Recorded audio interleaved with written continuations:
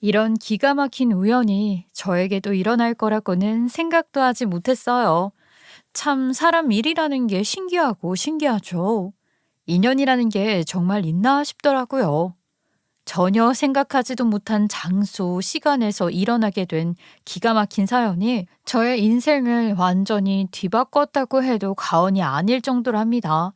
이렇게 사연을 올리고 있는 지금도 제가 겪은 일이 TV, 영화에서 나올 법한 일이라는 생각이 들 정도니까요. 이래서 죄 짓고 살면 안 되고 늘 남들에게 친절을 베풀며 언제 어디서 무슨 상황이 벌어질지 모른다는 생각을 하면서 살아야 하는가 봅니다. 제 이야기는 정말 우연과 우연이 겹쳐져서 만들어낸 인연 같은 이야기이기 때문에 구독자님들께서도 즐겁게 이야기를 들어주실 수 있을 것 같아요. 제 이야기를 끝까지 즐겁게 들어주신다면 사연을 올리기 위해 제 시간을 쏟아부은 것이 아주 뿌듯하게 느껴질 것 같아요. 그럼 지금부터 제 이야기를 시작해 보도록 하겠습니다. 우리 남편은 연애를 할 때부터 엄청나게 순둥순둥한 사람이었어요. 남들에게 싫은 소리 못하고 좋은 게 좋은 거라며 늘 허허 웃고 다니는 사람이었지요. 처음에는 너무나도 답답해서 눈길이 가기 시작했는데 나중에는 그 사람에게서 풍기는 인자한 느낌이 매력적으로 다가오더라고요. 늘 예민하고 욱하는 성격을 가진 제가 남편을 만나고 난 이후부터는 남편을 따라서 한 번 더 생각하고 움직이게 되었으니까 저한테는 긍정적으로 작용을 하는 사람이었죠. 오죽하면 친구들이 제가 남편과 연애를 한 이후부터 성격이 바뀐 것 같다고 사회생활 제대로 하는 사람 같다고 말을 할 정도였으니까요. 그 전까지는 제가 좀 성격이 모난 부분이 많아서 들이박는 걸 제 권리를 찾는 거라고 생각하면서 사는 사람이었었거든요. 저희 부모님도 남편을 참 마음에 들어 하셨고, 당연히 저는 남편의 그런 성격이 전부 시댁에서 나온 것이라고 생각을 하고 결혼을 결심했어요. 하지만 콩 나무인데 콩 나고 팥 심은데 팥 나는 게 아니더라고요. 도대체 그런 시댁에서 어떻게 남편 같은 사람이 나온 건지 아직도 신기하기만 합니다. 결혼을 하고 시어머니랑 조금 성격이 안 맞겠구나 싶은 생각을 한 것도 잠깐, 남편에게는 정말로 주먹을 뺨이라도 한 대 내리치고 싶을 정도로 얄미운 여동생이 하나 있었어요. 그러니까 저에게는 신우가 되는 사람인데, 와, 사람이 저렇게까지 깐족거릴 수가 있구나 싶을 정도로 얄미운 인간이라 뭐라고 표현을 덧붙여야 할지 모르겠어요. 오냐 오냐 자랐다고 해도 저 정도로 아나무인은 아닐 것 같은데 얼마나 못돼 처먹었는지 옛말에 말리는 시누이가 더 밉다는 말이 있잖아요. 그 말이 바로 우리 시누를 보고 만든 말이구나 싶을 정도로 얄미워 죽겠는 인간이었어요. 제가 전생이라는 걸 믿는 사람이 아닌데 우리 시누이를 보면 전생이 있긴 있나 보다 싶더라고요. 말리는 시누이가 더 밉다. 이 소리는 전생에 우리 시누를 두고 만든 말일 거예요. 언니는 우리 오빠랑 결혼해서 진짜 좋겠다. 우리 오빠가 해달라는 거 다 해주면서 떠받들고 살 거 아니야? 나도 그런 남자 만나서 결혼해야 하는데. 언니 너무 부럽다. 언니는 하는 거 없이 우리 집에서 예쁨만 받잖아. 우리 엄마가 잔소리를 해. 살림이 간섭을 해. 아, 나도 우리 집 같은 시댁 만나고 싶다. 신우는 매번 자기네 집이 최고라고 저한테 편하게 살아서 좋겠다고 말을 했지만 실상은 이런 시댁 만나면 피가 마른다고 말할 수 있죠. 시어머니는 매일 아침마다 전화를 해서 우리 아들 뭐 먹이고 출근시켰냐? 너네 한 달 생활비가 얼마나 나오냐? 배달 음식 시켜 먹지 말아라. 이런 소리를 했거든요. 아침을 상쾌하게 열어도 출근하기 싫어서 죽겠는 마당에 저런 전화를 받으면서 눈을 떠야 하니까 얼마나 피곤하겠어요. 어머님, 저 아침에 전화 좀 그만하시면 안 돼요? 저도 출근 준비를 해야 하는데 매번 아침마다 전화해서 잔소리를 하시니까 피곤해 죽겠어요. 아, 내가 걱정돼서 하는 소리를 가지고 무슨 잔소리니 뭐니 그렇게 말을 하니 서운하게. 남들은 며느리가 매일 전화한다는데 아니 너는 전화 한 통 없잖아. 사는 게 아무리 바빠도 그렇지 나랑 10분 전화할 시간이 없다는 게 말이 되니? 맞아. 우리 엄마가 뭐 10시간을 통화하자고 하는 것도 아닌데 언니, 그렇게 시간이 없으면 똥 싸러 갈 때 전화하면 되잖아. 우리 엄마는 그래도 이해할걸? 나중에 아가씨 시집 가면 똥 싸면서 꼭 시댁에 전화하세요. 저는 부끄러워서 그런지 못하겠거든요. 어머, 말이 그렇다는 거지. 아, 누가 더럽게 똥 싸면서 전화하래? 언니는 이 이해력이 부족한 거야, 뭐야? 아니면 눈치 없는 척이라도 하겠다는 거야? 엄마, 요즘은 며느리들이 다 저런다니까. 일부러 눈치 없는 척해서 시어머니 가슴 답답하게 만들어서 자기 하고 싶은 대로 한다더라. 엄마는 저런 거에 넘어가지 마. 얘가 정말로 그런 짓을 하려고 일부러 저러는 거라고? 내가 많은 걸 바라는 것도 아니고 하루에 10분만 통화를 하자고 하는 건데도 그게 그렇게 싫으니? 저는요, 저희 엄마한테도 전화 안 하는 사람이에요. 무소식이 희소식이라는 소리 모르세요? 매일 10분이나 할 이야기가 뭐가 있어서요. 전화는 늘 간결하게 용건만 말하는 거죠, 어머님. 저도 일하는 사람이잖아요. 하루가 너무나도 피곤하다 이 말이라고요. 참나, 누가 보면 세상 회사 일 너 혼자 다 하는 줄 알겠다. 아니, 내가 우리 아들 어떻게 사나 궁금해서 너한테 전화하는데 그거 하나를 못 받아줘. 정말 너무하네. 남편 일상이 궁금하면 남편한테 전화를 하셔야지 왜 아침마다 저한테 전화를 하시냐고요. 그리고 남편이 어떻게 사는지 제가 어떻게 알아요? 하루 종일 붙어 있는 것도 아니고 각자 회사 일 끝나고 집에 돌아가면 씻고 밥 먹고 잠자기 바쁜데 맨날 똑같다고요. 아, 언니, 진짜 강적이다. 어떻게 된 게 말 한마디 질 생각을 안 하네? 엄마가 졌어. 며느리가 이겼다. 우리 엄마 앞으로 완전히 쥐어잡혀서 살게 생겼네. 난 결혼하면 절대로 저러지 말아야지. 시어머니한테 먼저 전화하고 애교도 부리고 해야지. 우리 엄마는 참 며느리 복이 없나 보다. 정말 가만히나 있으면 중간이라도 가지. 무슨 말을 저렇게나 덧붙이는지. 시어머니랑 저랑 대화를 해도 시누이가 더 말을 많이 한다니까요. 뱉으면 전부 말인 줄 아나. 매번 무슨 말만 하면 자기는 결혼하면 절대로 안 저럴 거다. 장담을 하는데 제가 얼마나 일을 가라는지 모릅니다. 명절이고 시댁 행사고 매번 제가 무슨 일을 할 때마다 옆에 졸졸 따라붙어서는 잔소리를 해대는 신우를 보면서 두고 보자는 마음을 몇 번이나 가졌는지 몰라요. 저 기집애가 시집만 가봐라. 내가 아주 사돈댁에 가서 깽판이라도 쳐야겠다고 꿈에서 복수를 하기도 했으니까 대충 제 마음을 아시겠죠. 우리 순둥이 같은 남편은 그런 신우에게 하지 말라고 말 한마디밖에 더 못하고 항상 제가 씩씩거리는 걸 지켜보기만 했어요. 이렇게 남의 편으로 방관할 줄 알았다면 순둥이 같은 모습을 장점으로 생각하고 결혼을 결심하지 않았을지도 몰라요. 따지고 보면 시댁이 문제가 있었던 건지 남편과 제 사이에 문제가 있었던 것은 아니라서 이혼까지는 생각하지 않았지만 답답하긴 했죠. 그렇게 결혼 생활을 유지하면서 시댁에 할 말은 하고 무시할 건 무시하고 지내고 있었는데 신우가 어느 날 갑자기 결혼을 하겠다고 남자를 데리고 왔더라고요. 정말 그때 가슴속 깊은 곳에 숨겨두었던 저의 서름이 탁 터지는데 이제 드디어 복수를 할 수 있겠구나 싶은 마음이 들더라니까요. 매번 그렇게 말로는 시댁시댁 하던 신우가 정말 시댁에 얼마나 잘하나 보자 싶은 마음에 두근거림이 멈추지 않았죠. 근데 너무너무 짜증이 났던 건 신우가 데리고 온 남자가요. 정말 누가 봐도 괜찮은 남자였다는 거예요.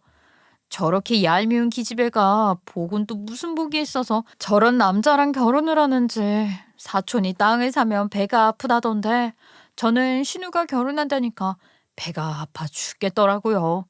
대기업에 다니고 있었고 사돈댁이 잘 나가는 음식점을 운영한다고 하던데 집안 자체에 돈이 좀 있는 것 같더라고요. 거기다가 사돈 처녀가 신우를 그렇게 따르고 잘해준다고 하대요. 사돈 어른도 신우 예쁘다고 매번 손에 물 쥐어주시고요. 무슨 복이 있어서 저 기집애는 저런 삶을 살까? 나중에는 부러운 마음까지 들더라고요. 이를 갈았던 것이 허망할 정도로 행복해하는 신우를 보니까 속이 부글부글 끓었지만 신우가 시집을 가면 더 이상 시댁에서 신우를 보지 않아도 된다는 점에서 기쁨이 몰려왔어요. 시어머니는 신우가 없으면 제가 몰아붙일 때 별소리 못하고 끙끙 앓기만 하시는 분이라 걱정 없었거든요. 아무튼 신우 상견례 자리가 마련이 되고 저희 부부도 당연히 참석을 했는데 와, 우리 신우 연기자였으면 어디선가 여우주연상 하나는 탔겠더라고요. 아주 꾀꼬리 같은 목소리로 애교를 살살 떨면서 우리 어머님, 우리 신우, 우리 신랑 하면서 이야기를 하는데 소름이 다 돋더라니까요.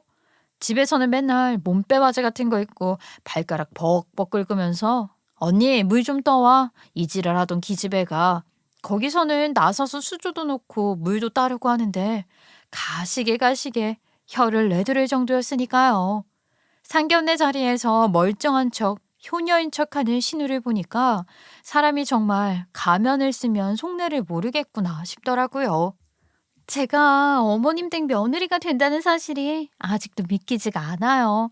저 앞으로 내주 열심히 하면서 잘 살아볼게요. 걱정하실 일 없도록 마음 잡고 가정을 보살필게요.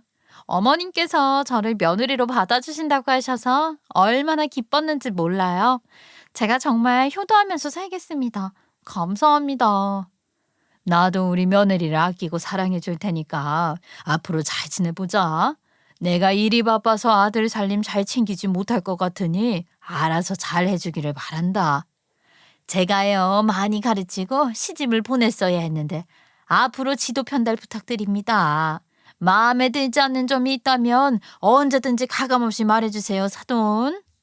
마치 저를 빼고 드라마라도 찍어내는 듯이 시어머니랑 신우가 멀쩡한 척 연기를 하는데 와 진짜 가식 덩어리들이다 싶었죠. 저만 꿍한 표정으로 있으니까 시어머니가 슬쩍 눈치를 주는데 밥은 맛있더라고요.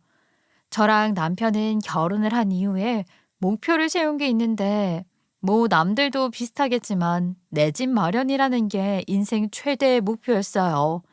사실 다른 건 몰라도 두 다리 뻗고 잘 수 있는 내 명의로 된 집이 있다는 건 느낌 자체가 다르지 않겠어요? 여기는 또 대한민국이잖아요. 대한민국에서 내 집 마련이라는 건 누구나 가지고 있는 인생 목표이기도 하니까 저희도 열심히 노력이라는 걸 했죠. 한 푼이라도 더 아껴서 어떻게든 내 집 마련을 하자. 이걸 목표로 정말 생필품을 사는 것도 최저가를 알아보고 사고 장을 볼 때도 마트 할인 시간에만 다녔어요.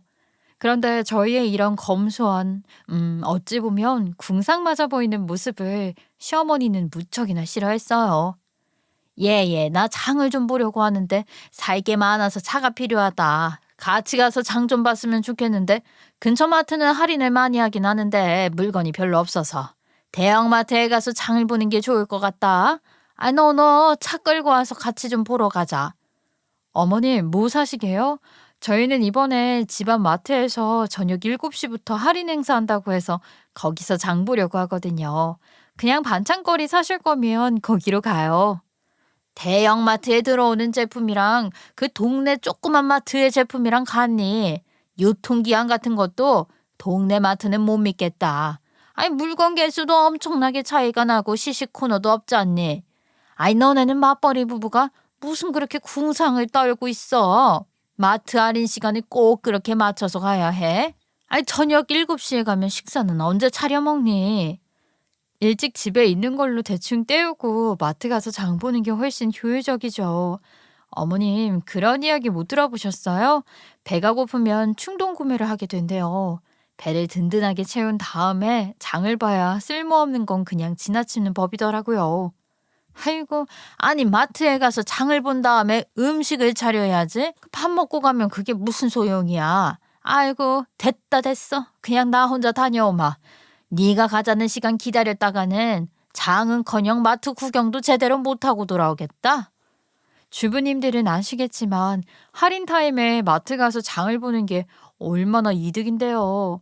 시어머니는 그거 몇 푼 아껴서 집을 어떻게 사냐고 저에게 궁상이라고 했어요. 하지만 제가 우겨서 그 시간대에 가겠다고 하는데 시어머니가 무슨 수로 저를 말리겠어요? 전 그냥 시어머니가 제풀에 지쳐서 됐다고 하면 그런가 보다 하고 말았죠. 옆에서 신우가 얄밉게 굴긴 했지만 어차피 시집가면 더는 안 봐도 된다는 생각을 하면서 참고 또 참았어요. 오죽하면 신우보다 제가 더 신우 결혼식을 기다렸다니까요. 제발 시집살이 혹독하게 했으면 좋겠다고 생각을 하면서 말이죠. 시어머니가 가끔 마트에 장을 보러 갈 때 더럽고 치사해도 저를 부르는 이유가 저에게 차가움돼 있었기 때문이었어요. 결혼하기 전에 중고로 산 차였는데 15년이나 된 아주 낡은 중고차죠. 정말로 오래된 차라서 골골거리긴 했지만 애착이 있는 차였어요. 제가 처음으로 제 돈 주고 산 첫 차이기도 했고요. 물론 제가 살 때에도 8년 차가 된 차였는데 그때는 지금보다는 덜 낡았었지요. 면허 따고 처음으로 사게 된 차였기 때문에 굳이 비싼 돈 주고 새 차를 살 필요가 없다고 생각하기도 했었었죠. 운전 미숙으로 사고를 낼 게 뻔한데 굳이 차를 유지하는데 큰 돈을 주고 싶지 않다는 마음도 있었어요. 결혼하기 전에 산 차였는데 결혼을 하고 나서도 골골거리긴 하지만 저에게 아주 든든한 두 다리가 대신 되어주는 착한 차였어요. 차 자체도 중고 거래상에게 산 것이 아니라 아주 우연한 기회에 경매로 나온 물건을 보고 사게 된 것이었는데 처음에는 찝찝하긴 했거든요. 무슨 사정이 있어서 중고로 나오게 된 걸까? 사고 차량이라거나 뭐 사연이 진득하게 붙어 있는 건 아닐까? 걱정이 많았는데 그냥 압류된 차였더라고요. 오히려 좋아하는 마음으로 꽤 상태가 좋았던 중고차를 저렴하게 구매해서 끌고 다녔죠. 제가 제 물건에 대한 애착이 대단한 사람이기도 해서 물건을 아껴 쓰는 편인데 관리도 잘해서 그런지 7년이나 지났음에도 멀쩡하게 잘 굴러가요. 물론 최종 연식으로 따지면 15년이 된 차였으니까 요즘 나오는 차들에 비하면 기능도 없고 힘도 많이 없는 편이긴 했죠. 차가 아무리 비싸고 오래 간다고 하지만 그래도 소모품에 속하는 물건이니까요. 그런데 이 차 또한 시어머니는 지질이 궁상의 표본이라면서 매번 저를 볼 때마다 차 좀 바꾸라고 잔소리를 하셨었어요. 도대체 이 차는 죽어서도 같이 화장이라도 할 셈이야? 차를 좋은 새 차로 바꾸라는 것도 아니고 이 차 버리고 다른 차를 사라고 하는데도 말을 안 듣니? 차가 멀쩡하게 잘 굴러가기만 하면 됐죠. 지금도 아직 튼튼하고 쓸만한데 왜 굳이 비싼 돈을 주고 차를 바꿔요? 차 한 대 바꾸는 게 얼만데요? 이러다가 어디 사고라도 나면 어쩌려고 그래. 너 혼자 죽으면 내가 말을 안 한다. 우리 아들도 옆에 타 있을 확률이 높은데 아우 당장 바꿔. 어머 어머님 그 말은 좀 서운하네요. 아들이 다치는 건 안 되고 제가 다치는 건 괜찮다는 거예요? 우리 어머님도 어김없는 시어머니네요.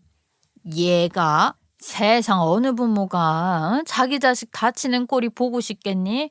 말이 그렇다는 거지 말이. 너는 내가 무슨 말만 하면 아주 득달같이 달려들더라. 어머님이 오해하게 말씀하시니까 그렇죠. 그래도 제 차 타고 이곳저곳 잘 돌아다녔으면서 왜 그러세요? 이번에 여행 갈 때도 타고 갈 건데 이제 그만 예뻐해 주세요. 제 차 나름 연식은 오래됐어도 관리 잘해서 잘 굴러가잖아요. 내가 그렇게 렌트카를 빌리자고 했는데도 굳이 네 차를 타고 가자는 말이야? 가다가 사고라도 안 나면 다행이다. 우리 부부의 시부모님 해가지고 4명이서 주말에 여행을 가기로 했었거든요. 굳이 잘 굴러가는 제 차가 있는데 차를 렌트해서 갈 필요를 못 느껴서 그냥 제 차를 타고 가기로 했는데 제 차가 글쎄 국도에서 또 퍼지게 된 겁니다. 당장 차를 고칠 수도 없고 국도 한복판에서 렌트를 할 수도 없는 상황이라서 보험회사를 불러서 차를 레카에 싣고 갔죠.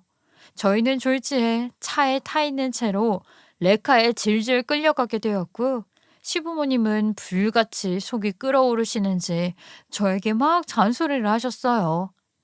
내가 그 렌트카 빌려서 가자고 말을 했지. 겨우겨우 시간까지 맞추고 펜션 예약까지 다 하고 가서 먹을 음식까지 죄다 샀는데 이거 다 어쩔 거야? 밥이야 집에서 해 먹으면 된다고 하지만 펜션 비용은 어쩔 거냐고. 당일 취소는 위약금 100%인데. 저라고 차가 이렇게 될 줄 알았나요? 알았으면 빌렸겠죠. 어제까지도 멀쩡했는데 갑자기 왜 이러는지 모르겠네요. 차량 점검받은 지도 얼마 안 됐는데. 펜션 비용이 말이야 한두 푼 하는 것도 아니고. 아이고 아주 돈 아까워 죽겠네 정말. 이럴 줄 알았으면 여행을 가자고 하는 게 아니었는데 돈만 날렸어. 어머님 돈으로 펜션 잡은 것도 아닌데 왜 그러세요? 펜션 비용 제 주머니에서 나왔는데 여기서 제일 속상한 사람은 어머님이 아니라 저예요. 뭐야? 지금 네가 돈 낸 게 중요하니? 생돈 날린 게 중요한 거지. 렌트비 그거 얼마나 한다고 그거 몇 푼 아끼겠다고 펜션을 날려. 펜션 비용을 날린 것도 아까웠지만 온 가족이 다 같이 먹으려고 샀던 음식을 나누고 집에 가서 해먹고 하는 것도 무척이나 귀찮은 일이었어요. 시어머니는 저에게 차 하나 멀쩡하게 관리하지 못한다면서 레카에 질질 끌려 집으로 돌아오는 내내 차가 고물이라고 욕을 하셨죠. 시어머니가 하도 뭐라고 하니까 저도 입을 꾹 다물었는데 시아버지가 넣은 짓이 차는 목숨이랑도 관련이 되어 있는 물건이니까 차 바꾸라고 하시더라고요.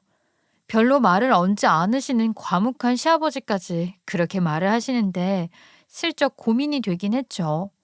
근데 뭐 차 바꾸는 게 쉬운 일이겠어요? 한두 푼 하는 것도 아니고 차 바꾸는데 나가는 비용 생각하면 내 집 마련은 언제 하나 싶더라고요. 거기다가 서비스 센터에서 수리를 마치고 나오니까 이상하게 멀쩡하게 잘 굴러가는 것 같았고요. 엔진에 힘도 생긴 것 같고 앞으로도 한 10년은 거뜬히 탈 수 있겠다는 기분이 들어서 차를 바꾸는 건 조금 미루기로 했죠.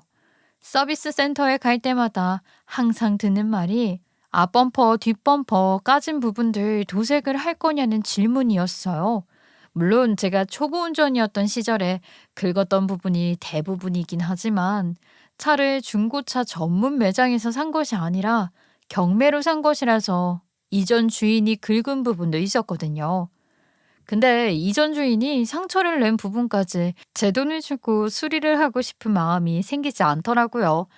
괜히 억울한 마음이 들기도 하고 그래서 매번 수리를 하지 않겠다고 냅뒀었어요. 외관이 좀 허름하고 낡은 티가 팍팍 나는데 굳이 도색을 한다고 해서 그 낡음이 감춰질 것 같지 않았거든요. 게다가 처음 차를 살 때만 하더라도 이렇게 오래 탈 거라고 생각을 못해서 수리를 하지 않았기에 조금만 더 버티자 하는 마음으로 그냥 탔죠. 이번에도 서비스 센터에서 나온 차를 보더니 시어머니가 궁시렁거리더라고요. 예, 너는 수리센터에서 나온 차가 왜 이 모양이냐? 여기 범퍼 까진 거는 이제 녹까지 쓸게 생겼는데 도색이나 교체 같은 것도 안 할 거야? 도대체 이 모양 이 꼴인 차가 뭐가 그리 좋다고 끌고 다니는지 나는 모르겠다. 옆에 타기만 해도 쪽팔려 죽겠는데. 어머님은 이런 고물인 차도 없으시잖아요. 솔직히 다른 사람은 몰라도 어머님이 그런 소리 하면 안 되죠. 제가 어머님 모시고 다닌 데가 한두 군데가 아닌데 쪽팔려서 싫다고 말을 하셔도 늘 제 차 타고 다니시잖아요. 이쯤 되면 그냥 어머님이 이해하고 넘어가세요. 남의 자식들은 신차에 비싼 차 끌고 다니는데 아이 우리는 무슨 죄를 지어서 이런 차를 타고 다녀야 하냔 말이야. 나도 뒷좌석에 뜨끈한 열선 나오는 차 타고 싶다고. 그러면서 뭐가 그렇게 억울하신지 제 차 뒷범퍼를 발로 툭툭 치는 게 아니겠어요? 그걸 보자마자 저도 못 참겠더라고요. 아유 어머님 왜 제 차를 발로 차고 그러세요? 낡아 빠진 차 범퍼를 아예 부수기라도 하시려고요? 그렇게 마음에 안 들면 차 한 대 사주시던가요. 다른 집이랑 맨날 비교하시는데 제 친구는 시집 가면서 시댁에서 차 선물도 받고 그랬대요. 너 그런 말 하지 말아라. 그 집 며느리는 엄청나게 똑소리 나는 며느리인가 보지 뭐. 변호사 판사 의사라도 되는 거 아니냐? 응? 너는 그냥 회사원이면서 무슨 차를 선물 받고 싶다고 그래. 네가 뭐 우리 집에 해준 게 있는 것도 아니면서 상당히 날강도 같은 마음을 먹고 산다. 제가 여태 차 사달라는 소리 한 번이라도 한 적 있어요? 어머님이 자꾸 다른 집 자식들이랑 비교를 하시니까 저도 그렇게 말하는 거죠. 다 썩어 빠진 차 몇 번 태워준 걸로 엄청나게 생색을 내고 있네 정말. 내가 더럽고 치사해서 안 탄다.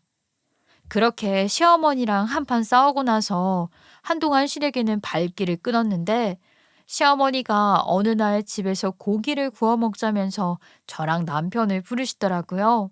고기라는 말에 신이 나서 시댁을 갔는데 결혼 준비로 바빠서 코빼기도 안 보이던 신우가 떡하니 있는 게 아니겠어요.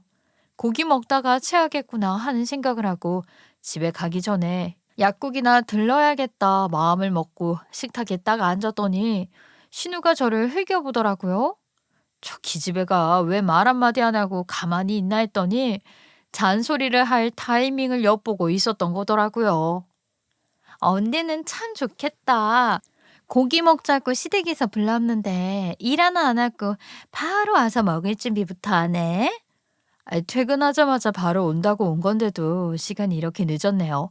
아가씨는 일 안 하니까 퇴근 시간이 얼마나 막히고 바쁜지 몰라서 그래요. 내가 일을 안 하기는 왜 안 해? 나 요즘 그것 때문에 엄청나게 스트레스 받아 죽겠는데 진짜. 언니가 불난 집에 부채질을 하네. 아니 완전 강풍기를 트네. 결혼 준비한다고 꽃만 알아보고 있을 것 같은 사람이 스트레스는 왜 받아요? 스트레스 받을 일이라고 해봐야 결혼식 비용밖에 없을 텐데. 아가씨네 시댁 엄청 잘 산다면서요. 음식점 운영하는데 그게 대박이 나서 돈을 긁어모은다고 하지 않았어요? 아, 내가 그 음식점 때문에 엄청나게 스트레스 받잖아, 정말. 우리 시댁이 찌개집을 하는 건 내가 말해서 알고 있죠? 근데 엄청나게 장사가 잘 돼서 맨날 일손이 부족하대. 아니, 아직 결혼도 안 했는데 나한테 음식점에 나와서 일을 하라고 시키잖아, 진짜. 어차피 결혼하고 나면 싫어도 시댁 일 도와야 할 텐데 미리 가서 연습한다고 생각하면 좋죠, 뭐. 나중에 그 가게 누가 물려받을 건데요? 아가씨가 달라고 그래. 내가 물려받으면 그냥 카운터나 보고 있지. 음식 만들러 주방에 가겠어? 아니, 나한테 양파를 썰으라고 시키는데 내가 그런 걸 해봤어야 하지. 모양이 죄다 삐뚤빼뚤하다고 엄청나게 뭐라고 잔소리 하는데 내가 양파 썰 거면 중국집에 취직을 했겠지. 그럼 지금이라도 중국집 취직해서 양파 써는 거 그거 연습을 해요. 고작 양파 써는 일 한다고 이렇게 짜증을 내고 그래요? 언니, 고작 양파 써는 일이라니요? 아니, 무슨 말이 그렇게 서운하게 해. 내 말의 요점은 아직 시집도 안 갔는데 왜 예비 며느리한테 이렇게 일을 시키냐 이거야. 아니, 결혼식 비용부터 시작해서 신혼집도 그렇고 전부 아가씨네 시댁에서 해준다면서요. 그러면 뭐 꼼짝없이 불려가서 일해야지 어떻게 해요. 이렇게 노예처럼 부려먹을 줄 알았으면 난 안 받는다고 할 걸 그랬지. 아니 매번 주방에서 음식 냄새 맡는데 내가 물려가지고 밥을 못 먹겠다니까. 고기를 2점씩 입에 쳐넣으면서 말하는데 결혼식이 코앞인데도 다이어트도 안 하나 하는 생각이 들더라고요. 신우네 시댁이 워낙 돈에 후한 집안이라 그런지 신우는 찍소리도 못하고 노예처럼 시키는 일 다 하면서 지낸다고 하더라고요. 손에 상처가 수두룩한 걸 보니까 웬만큼 부려먹은 게 아닌 것 같은데 우리 신우가 또 오냐오냐 잘한 것의 표본이잖아요. 요리는커녕 설거지 한 번을 안 시켰었는데 신우가 시댁 가게에 가서 주방 일을 하고 있다고 하니까 시어머니도 꽤 속이 타는 것 같더라고요. 잔소리를 듣고 와서는 징징거리는데 시어머니가 신우 달래느라고 하루가 어떻게 가는지도 모른다고 하대요. 전 정말 그 소리를 듣고 비죽비죽 새어나오는 웃음을 참느라 혼이 났어요. 너무나도 고소해서 신우가 더 당했으면 좋겠다고 속으로 빌고 빌었죠, 뭐. 우리 신우가 완전 공주님 스타일이니까 설거지 한 번을 지 손으로 하는 걸 본 적이 없다고 했었잖아요. 맨날 네일 아트도 손톱 쭉쭉 길러서 하고 다녔었거든요. 손톱이 툭 치면 부러질 것처럼 길었는데 신우네 시어머니가 그걸 못하게 했다면서 엄청나게 궁시렁거리더라고요. 근데 어차피 결혼해서 살림하기 시작하면 그 네일 아트는커녕 손톱 다듬을 시간도 없을 텐데 그게 뭐가 중요하나 싶어서 귀를 후비적거렸어요. 아니, 가게에 나오라고 하는 것도 어이가 없어 죽겠는데 편한 일도 아니고 설거지해라, 양파 썰어라. 이게 진짜 며느리를 대하는 태도가 맞는 거야? 자기 아들 귀하면 며느리 귀한 줄도 알아야지. 며느리가 무슨 종이냐고. 야, 제가 하고 싶은 말을 우리 아가씨가 대신해 주네요. 해가 서쪽에서 뜨려나? 아가씨가 철이 든 것 같은 기분이 들지 왜? 언니 나랑 장난해? 아, 지금 내가 말장난하자고 이런 이야기를 하는 것 같냐고. 진짜 내가 억울해서 죽겠다니까. 왜 이런 일을 내가 해야 하냐고. 언니, 이번 주 주말에 뭐해요? 주말에 집에서 놀지 말고 우리 시댁 가게 와서 나랑 같이 일하자. 응? 언니가 살림 잘하니까 나 좀 도와줘요. 에이, 아가씨한테 시킨 일을 제가 왜 대신해요? 그리고 저 월요일부터 금요일까지 회사 출근하는 사람이거든요. 주말까지 사돈댁 가서 일을 하라고요? 그 정도로 일손 모자라고 바빴으면 사돈댁에서도 일할 사람을 돈 주고 더 썼겠죠. 아가씨 혼자 할 만하니까 아가씨한테 시키는 거겠지. 아, 내가 혼자 하기 벅차니까 언니한테 도와달라고 하는 거 아니야. 언니 살림꾼이잖아. 언니 덕분에 내가 점수 좀 따면 얼마나 좋아. 일은 내가 하고 점수는 왜 아가씨가 따요? 그건 또 억울해서 내가 못하지. 아가씨, 이참에 요리하는 법도 좀 배우고요. 살림도 좀 배우고 그래요. 어머님이 상견례 날 지도 편달 부탁드린다고 해서 더 잘 가르쳐 주시는 건 아니고요. 그 말이 끝나기가 무섭게 시어머니가요, 제 등짝을 퍽 소리 나게 때리더니만 귀한 신우를 위해서 대신 일도 못 해주냐고 잔소리를 엄청나게 하는데 기가 막히더라고요. 신우가 결혼 준비를 하는데 신우네 시댁에서 돈을 다 대준다고 했었잖아요. 그러니까 신우가 시댁 눈치를 봐야 하고 그게 마음에 걸리고 스트레스였나 보더라고요. 신우가 하다 하다 안 되겠는지 시어머니한테 돈을 좀 보태달라고 요구를 했는데 저희 시댁도 그렇게 돈이 여유로운 상태는 아니었거든요. 거기다가 신우가 바라는 돈의 액수가 상당히 컸어요. 시어머니가 저한테 전화를 해서는 신세한탄을 하더라고요. 아휴, 그 기집애가 여태 지를 얼마나 곱게 키웠는지는 생각도 못하고 자기한테 해준 게 뭐가 있냐면서 빚을 내서라도 돈을 해달라고 하더라. 오죽하면 네 시아버지도 열이 받아서는 당장 눈밖에 띄지 말라고 집 나가라고 호통을 치더라니까. 내가 정말 지를 얼마나 아껴 키웠는데 해준 게 뭐가 있냐니. 내가 정말 그 소리 듣는데 숨이 턱 막히더라니까. 어머님이 속상하셨겠네요. 그래도 지금 형편상 도와줄 수는 없으니 얼마나 답답하시겠어요? 신우도 나중 되면 다 이해하겠죠. 지금 조금 속상하셔도 메리지 블루라는 말도 있잖아요. 결혼 준비하면서 답답해서 그런 걸 수도 있으니까 어머님이 그냥 이해하고 넘어가셔요. 삐질 사람이 누군데? 지가 삐져서는 우리랑 말도 안 섞는다. 그래서 말인데 내가 너네한테 부탁을 좀 하자. 결혼도 할 아이인데 저렇게 보내면 찝찝해서 되겠니? 자꾸 우리한테 돈 해달라고 하는데 우리가 돈이 없으니까 해줄 수도 없고. 너네 좀 모아둔 돈이 있지 않니? 다른 사람도 아니고 네 신우잖아. 그동안 집 산다고 모아둔 돈 있을 거 아니야. 아, 그거 전부 달라는 것도 아니고 조금만 떼서 달라 이 말이야. 네? 아, 저희 그거 청약 통장에 넣어두고 적금이랑 묶어둔 거라 당장 해약해서 드릴 수가 없어요, 어머니. 저희도 안 쓰려고 모은 돈이라서요. 잠깐 깼다가 다시 들면 되잖니. 요즘 뭐 이자율도 다 거기서 거긴데. 신우를 위해서 그 정도도 못해줘? 전부 다 달라는 것도 아니잖니. 어머님, 저희도 빠듯하게 살면서 집 사려고 모은 돈이에요. 아가씨 결혼하는데 비용 전부 사돈댁에서 댄다면서요. 근데 돈이 왜 필요한지 모르겠어요. 왜 빠듯하게 산다고 그러니? 너네는 맞벌이라 버는 돈도 남들보다 많을 텐데. 혹시 너 생활비로 사치하는 건 아니지? 왜 돈이 없니? 왜? 시어머니가 저한테 추궁을 하듯이 말을 하는데 아이 왜 불똥이 저한테 튀는지 모르겠더라고요. 시댁에서 작전을 바꾼 건지 시어머니도 신우도 전부 저한테 돈을 달라고 하는데 오죽하면 제가 휴대폰 전원까지 꺼버렸다니까요.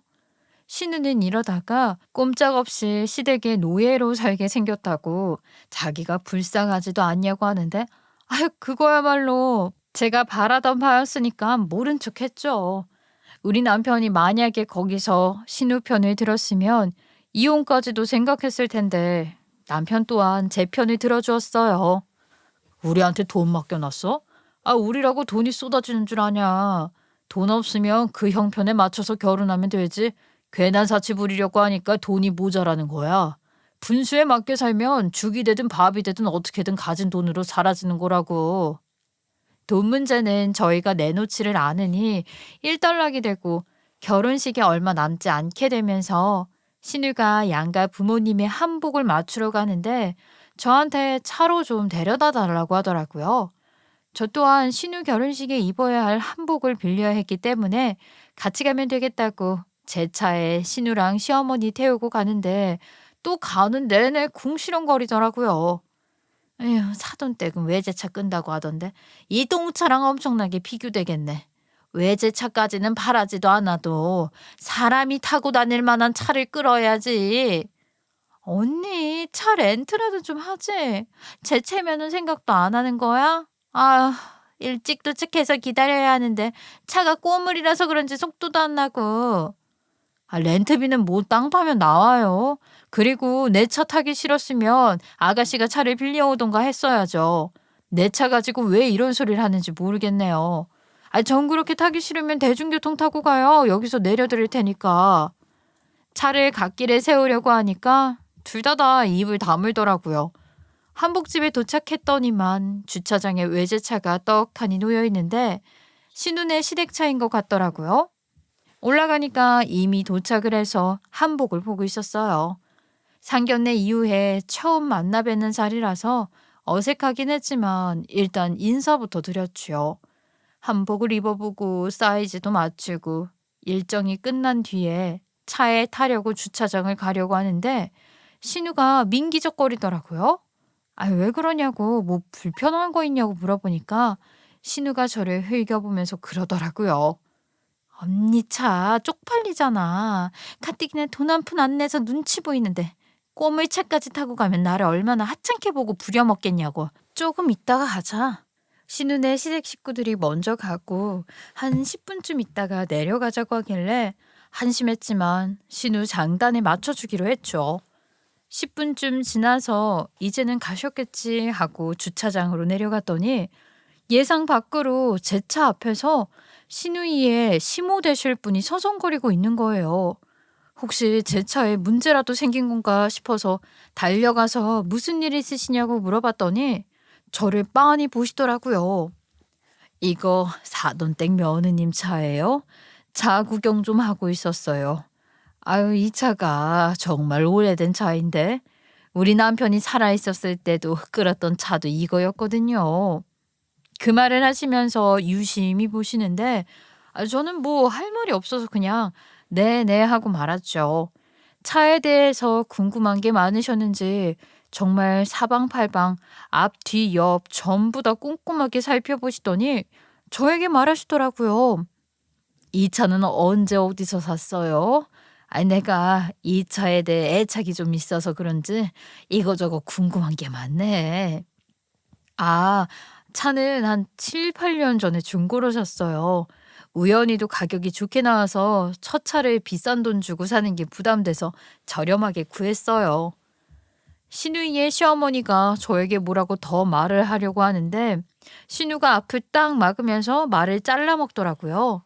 아유, 어머님 차가 훨씬 더 비싸고 좋은 차인데 이런 똥차에 왜 관심을 가지세요? 어머님 몸이 피곤하실 텐데 얼른 들어가서 쉬세요. 차가 오래된 차라 신기하실 법도 하긴 한데 이거요, 저도 안 가질 차에 관심 가지시면 저희 새언니가 부담스러워할 거예요. 은근히 저를 까내리면서 말을 하는데 기분이 팍 상해서 똥차똥차 거리는 신우를 그 자리에 두고 그냥 차 출발시켜 버렸어요. 사이드 미러로 황당해하는 신우가 보이긴 했지만 똥차 타고 가느니 대중교통 타고 오는 게 낫겠지 싶어서 그냥 직진해 버렸죠. 뒤에 타 있던 시어머니가 어이없어 하면서 지금 뭐 하는 거냐고 난리를 치길래 어머님도 내리실래요? 하니까 딱 조용해지더라고요. 그렇게 시댁에 시어머니를 내려주고 시아버지한테 인사드리고 가려고 하는데 뒤늦게 택시라도 타고 온 건지 신우가 시댁에 도착해서는 저에게 난리를 치더라고요. 언니, 그 자리에서 나를 그렇게 두고 가면 어떡해? 내가 진짜 어이가 없네. 어머님이 데려다 주셨잖아. 아니, 똥차 하길래 더 좋은 차 타고 오라고 두고 왔죠. 제 덕분에 외제차 타고 집에 왔으니 신났겠네요. 그 말을 집에 돌아와서 남편에게 전해줬더니 아주 깔깔 웃으면서 신우한테 똥차 타령 그만하고 마음 곧게 쓰라고 문자 메시지를 보내더라고요. 그 말에 신우가 바로 전화를 해서 남편에게 한 소리 하더니만 절 바꿔달라고 하더라고요. 전 당연히 받기 싫었죠. 신우가 분명히 비꼴 게 분명했으니까요. 언니 듣고 있죠? 언니 차가 진짜 오래되고 구리긴 한가 보더라. 아니, 우리 어머님이 차 엄청 오래돼 보인다고 범퍼 까진 건 언제 까진 거냐 이것저것 물어보더라. 오죽 고물이면 그런 걸 다 궁금해하겠어. 아, 나도 잘 모른다고. 사고 나도 고친 적이 한 번도 없다고 했지 뭐. 일부러 이죽거리면서 이야기를 하는데 짜증이 확 났죠. 그러는 아가씨는 그런 똥차 하나 없잖아요. 차도 없는 사람한테 그런 이야기 듣고 싶지 않은데. 나는 결혼하면 더 좋은 차 선물 받기로 했는데 우리 어머님이 글쎄 나한테 운전할 줄 아냐고 여자한테 제일 필요한 게 차라고 하면서 외제차를 사주신다네. 언니가 타고 다니는 차량은 비교도 안 되는 비싼 차를 선물 받기로 했다 이 말이야.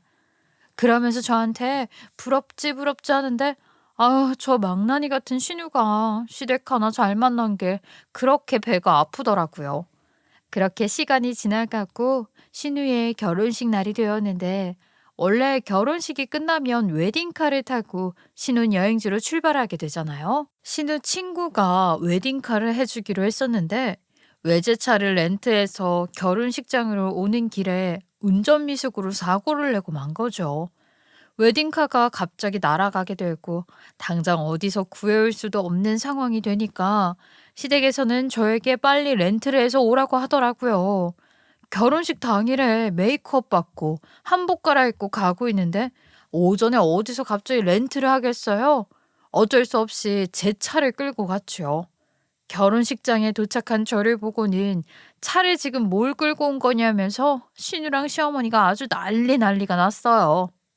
예, 내가 분명히 오전 중에 렌트를 해서 오라고 했는데 아, 이런 똥차를 그냥 끌고 오면 어쩌자는 거야. 이거 타고 공항에 가라는 거니? 공항 가다가 퍼지겠다. 아, 진짜 몰라. 나 어떡해. 엄청 비싼 외제차 해올 거라고 신나서 자랑했는데 쪽팔리게 이 차를 타고 어떻게 떠나냐고. 아, 나 너무 싫어. 아, 당장 오전에 외제차를 어디서 구해와요. 그럼 뭐 지하철 타고 공항 가셔야지. 요즘은 지하철 엄청 빠르고 좋던데요. 그랬더니 웨딩드레스를 입고 발을 동동 구르던 신우가 씩씩거리면서 저에게 오더니만 제 뺨을 확 후려치는 게 아니겠어요? 순간 정말 정적이 싹 도는데 제가 뺨을 맞고도 이게 무슨 일인가 싶어서 황당해서 신우를 봤어요. 그러니까 시어머니가 옆에서 신우한테 잘했다고 부추기는 게 아니겠어요? 그래 아주 속 시원하게 잘 날렸다. 이런 똥차를 끌고 와서는 유세 떠는 꼴이란 정말 우리 집안의 수치다 수치야. 결혼하는 날 이런 똥차를 타라고? 내가 정말 속이 상해서 원. 우리 딸 첫 출발하는 날인데 이런 차를 어떻게 타? 한 대 더 쳐버려. 시어머니가 삿대질하면서 난리를 치는데 그 순간 신우의 시모가 이게 무슨 짓이냐면서 한복을 휘날리면서 저에게 달려오시더라고요. 이렇게 경사스러운 날 뺨을 왜 때리시냐면서 설명을 해보시라고 제 편을 들어주시는데 주책맞게도 그제서야 꾹 참았던 눈물이 쏟아지더라고요. 신우는 그 상황에서 눈치도 없는지 고자질을 하듯이 신우이의 시어머니에게 말을 했어요. 아이, 어머님 글쎄, 이 똥차를 웨딩카로 쓰라고 하잖아요. 좋은 차 렌트해서 오라고 아침부터 부탁을 했는데 이 정도면 저한테 억하심정이 있어서 일부러 이러는 거죠. 그 말에 신우이의 시모가 기가 찬다는 얼굴을 하는데 시어머니 뒤에 사돈 처녀도 있었거든요. 사돈 처녀가 제 차를 유심히 보더니만 소리를 지르더라고요. 엄마, 이거 아빠 차 맞네. 아빠 차 맞아. 다들 이게 무슨 소리인가 하고 황당해서 사돈 처녀에게 눈길을 주었죠. 아, 여기 앞 범퍼에 칠 벗겨진 거 이거 맞잖아.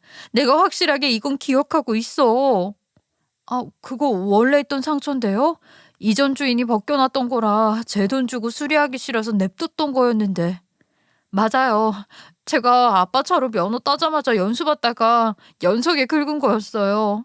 티 안 내려고 몰래 라카로 칠해놔서 거기만 색깔이 다른 거예요. 그러더니 저한테 차 문 좀 열어줄 수 있냐고 물어보길래 문을 열어줬더니 앞좌석에 있는 다시방을 막 뒤지더라고요. 감격스러운 목소리로 "엄마, 여기 사진 있잖아" 하는데 저는 이게 다 무슨 소리인가 싶어서 놀랐죠. 다시방 안쪽에 글쎄, 저도 7, 8년을 끌고 다니는 동안 몰랐는데 스티커 사진 하나가 떡하니 붙어 있더라고요. 사돈 처녀가 휴대폰 후레쉬로 비추면서 사진을 보여주는데 그걸 보더니 신우이의 시어머니가 막 울기 시작하는 겁니다. 그 스티커 사진은 사돈 처녀와 이미 세상을 등지게 되신 신우의 시아버지 얼굴이 떡하니 찍혀 있는 사진이었어요. 그 사진을 매만지면서 사돈 처녀가 엄청 아련하게 이야기를 하더라고요.